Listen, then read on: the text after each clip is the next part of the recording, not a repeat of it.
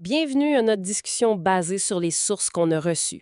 Aujourd'hui, on explore un insecte assez particulier du Québec, le méloé. Oui, un coléoptère. Les notes mentionnent 4 espèces ici, sur une vingtaine en Amérique du Nord. Noir, bleuâtre souvent. C'est ça, avec un gros abdomen mou, puis des élytres, courts. Ça leur donne une drôle d'allure. Exact. Ces élytres, les ailes dures, là, couvrent pas tout l'abdomen.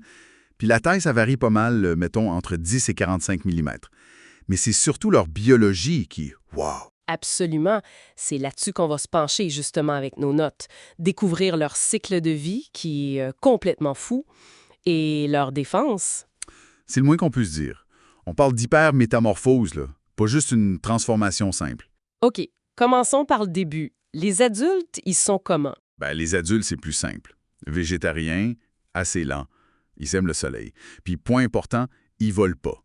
Leurs ailes pour voler sont atrophiées ou il n'y en a pas pantoute. Puis les femelles pondent des milliers d'œufs.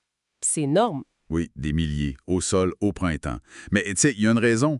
La survie des jeunes, c'est une autre histoire. De ces œufs sortent des larves minuscules, les triongulins. Des triongulins, OK. Super mobiles, elles grimpent sur les fleurs, les pissenlits sont souvent mentionnés. Et là, elles font quoi? Elles attendent? Exactement, elles attendent. Mais pas n'importe quoi. Elles attendent une abeille solitaire. Une abeille bien précise. Ah, c'est spécifique à ce point. Ben oui. Faut que le triongulin s'agrippe au poil de la bonne sorte d'abeille qui vient butiner. C'est un pari risqué, là. Si elle réussit, hop, elle se fait transporter jusqu'au nid de l'abeille. Souvent dans le sol, j'imagine. Oui, sol sec, sablonneux, typiquement. Une fois rendue, la larve de méloé, elle commence par dévorer l'œuf de l'abeille. Ah, carrément. Carrément. Puis elle mue, elle change complètement de forme, elle devient une larve dottie, aveugle, genre vert-blanc, différente du triongulin mobile du début. Et elles mangent quoi après l'œuf? Les réserves. Le pollen, le nectar que l'abeille avait amassé pour sa propre larve. C'est tout un parasite. Et ça continue. Oui, il y a d'autres mues, d'autres stades larvaires un peu différents, puis après ça vient la nymphose, la transformation en pupe, et de là, l'adulte va sortir. C'est ça, l'hypermétamorphose. Des stades larvaires très distincts. C'est fascinant comme stratégie. Mais pour voir tout ça, faut les reconnaître.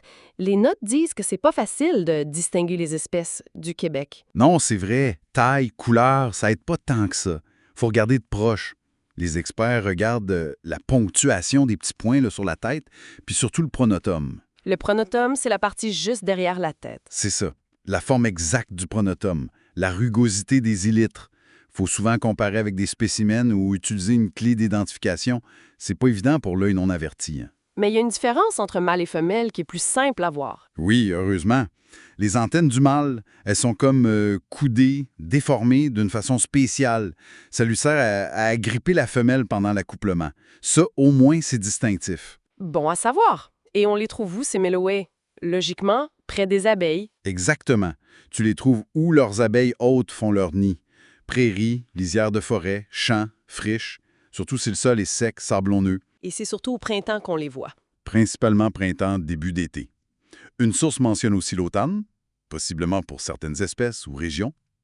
Puis, un autre point dénote, Oui? ils sont rarement seuls. Ils ont comme grégaire. Si t'en trouves un, il y en a souvent d'autres pas loin. Ce qui nous a mis à leur défense. Si on essaye d'en attraper un. Ah, là, faut faire attention. S'il se sent menacé, le méloé peut faire ce qu'on appelle l'auto-hémorragie. Il va sortir un liquide huileux, jaunâtre, par les articulations de ses pattes. Une sorte de saignement réflexe. C'est ça. Puis c'est pas juste de l'eau, là.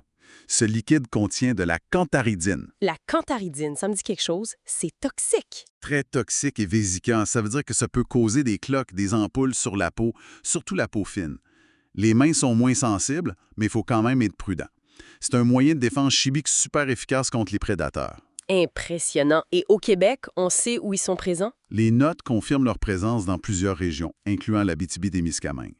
Leur répartition, elle suit celle des abeilles dont ils dépendent. Donc, si on résume ce qu'on a vu dans nos sources, un cycle de vie parasitaire hyper complexe, vraiment très spécialisé sur certaines abeilles solitaires. Puis une défense chimique redoutable avec la cantharidine qu'ils libèrent quand ils sont dérangés. C'est un bel exemple d'interaction écologique poussée. Ça montre vraiment une interdépendance incroyable, même si c'est pas mal à l'avantage du méloé, on dirait. C'est un cas de coévolution fascinant, oui. Et ça nous laisse réfléchir peut-être quel impact ce parasitisme très ciblé peut avoir sur les populations d'abeilles solitaires ici, puis sur l'équilibre général de leur écosystème.